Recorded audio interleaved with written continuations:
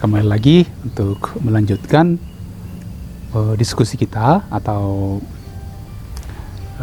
bincang-bincang iman kita tentang tubuh dan darah Kristus. Nah, kita lihat, kita kembali dalam surah Rasul Paulus dikatakan begini, karena roti adalah satu, maka kita sekalipun banyak adalah satu tubuh. Itu bacaan kedua. Maka mau dikatakan ialah buah dari iman akan Yesus adalah kesatuan. Kesatuan hati, kesatuan iman. Sekalipun kita banyak, tentu kita unik, tapi dalam keberbedaan kita menjadi satu iman. Karena itu jugalah dalam gereja Katolik terbuka bagi segala suku, bahasa, kaum, dan bangsa. Katolik tidak pernah mengklaim Katolik untuk orang Batak, untuk suku tertentu, suku Jawa misalnya. Bukan. Untuk semua. Dan dalam gereja Katolik dihargai setiap pribadi, bahkan setiap budaya, nilai-nilai budaya yang mendukung iman itu. Maka kesatuan kita bukan kesatuan sama rasa, sama rata, bukan seperti produk Supermi, persis sama semua, sampulnya, bukan seperti produk kursi plastik, persis sama semua, bukan. Kita laksana taman bunga, di mana taman itu dihiasi oleh berbagai macam-macam jenis bunga dan bermacam warna-warni, putih, kuning, hijau, dan lain sebagainya. Dan kita datang dari keunikan kita dan dari kekayaan kita, datang berkumpul atas nama Tuhan yang sama, iman yang sama, sakramen yang sama. Dalam dua pembukaan, kalau dalam bahasa Indonesia itu ada dua pilihan. Salah satu pilihannya dikatakan, ya Allah, Engkau telah meninggalkan sakramen yang mengagumkan itu, atau yang mengagumkan ini. Sakramen yang mengagumkan. Oke, wonderful sacrament. Apa maksudnya wonderful atau mengagumkan atau ajaib, luar biasa? Bagaimana kita mengerti ini?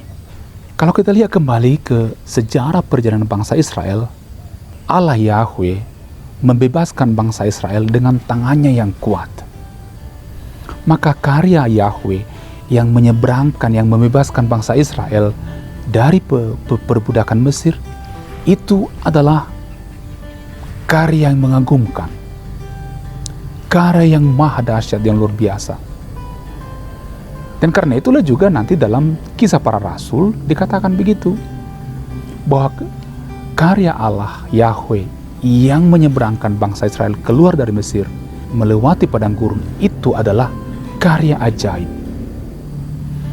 Dan itu pula lah yang kita kumandangkan pada Vigilia Paskah, ketika kita mengatakan bersyukurlah kepada Tuhan karena besar, dan lain seterusnya.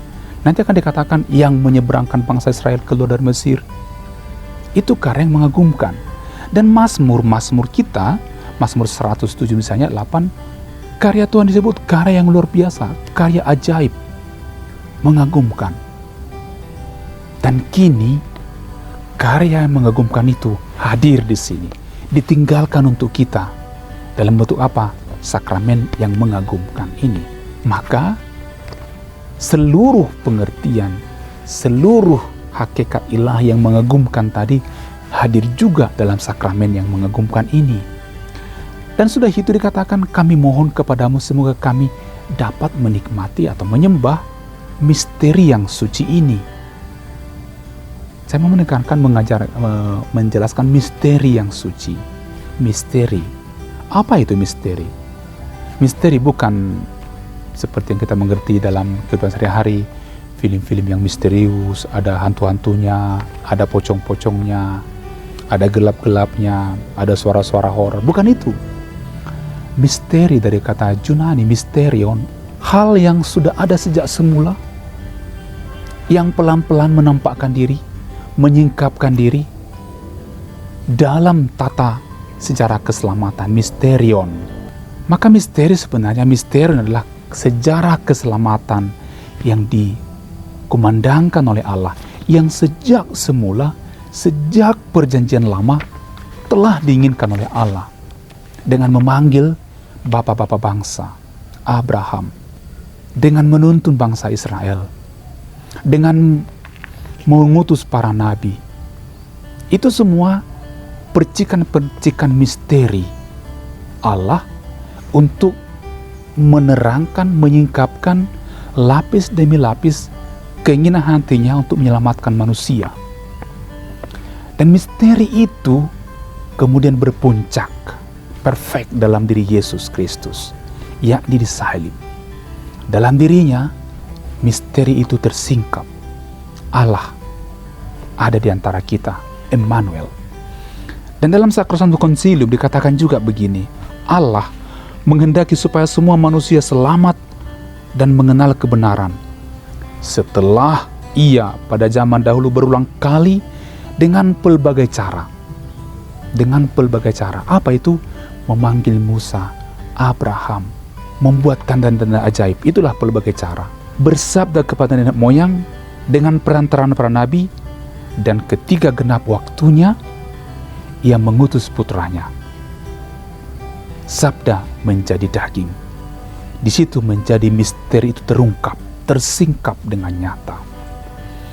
Dan kini misteri itu ditinggalkan juga untuk kita dalam bentuk sakramen, yang kita katakan sakramen Ekaristi. Dan itu dia hadir, selalu hadir.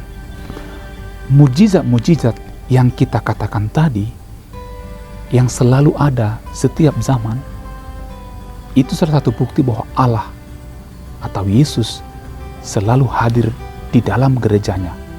Tetapi bukan karena mujizat itu, bukan. Tanpa mujizat itu pun, dia tetap hadir dalam diri saya, diri saudara, dalam diri sakramen sendiri, dalam rupa roti anggur.